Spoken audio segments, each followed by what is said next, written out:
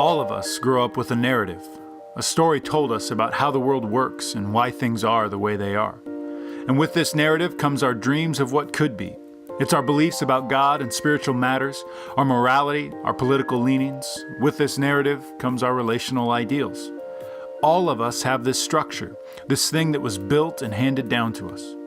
And for most of us, growing up is the process of starting to truly examine that structure, starting to pick apart the narrative told us. In this process, it also comes with affirmation and surprise, because there are things that we feel rock solid about, and growing up is the process of solidifying that belief, that the world does work like this, and that people, they will always act this way. But then there are things that we pull out, we begin to feel differently about, that maybe this narrative told us isn't exactly right, that relationships don't work like that, and maybe it isn't the end of the world if I don't do this or I go there. This process of affirming and discovering, it's good. It's called maturity and growth.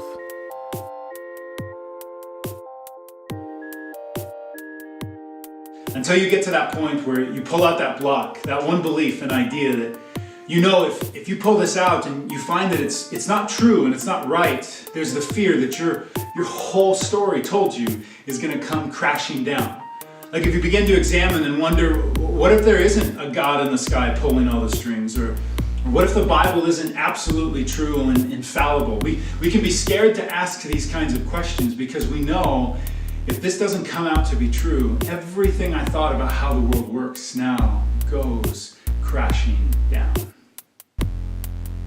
This, for the first followers of Christ, was their crisis moment. It was their Good Friday and Easter weekend. They put all of their trust and all of their hope in this man, Jesus, and the whole thing fell apart when he died on a cross. You see, this Friday, we as a church are coming together to recognize this moment that I think is so important as a follower of Christ, to see everything come crashing down and to wonder, now what do we do? Our God appears to be dead.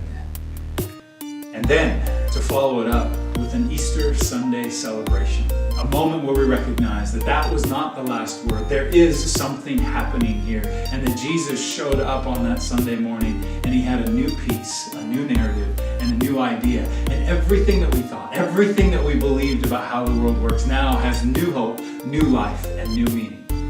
It is my privilege and pleasure to invite you, whoever you are, to come join with us, CMYK Church, as we celebrate the crashing down of our narrative on Good Friday and the celebration of hope and a new narrative on Easter Sunday. We're going to gather together at the Billings Depot, both on Friday night and Sunday morning, and you are more than welcome to come and be a part of this. There's going to be original music and some incredible questions and thoughts that we need to process together. But most of all, to know that our God has something in store and that it's time for us to see something crash down and something beautiful be made.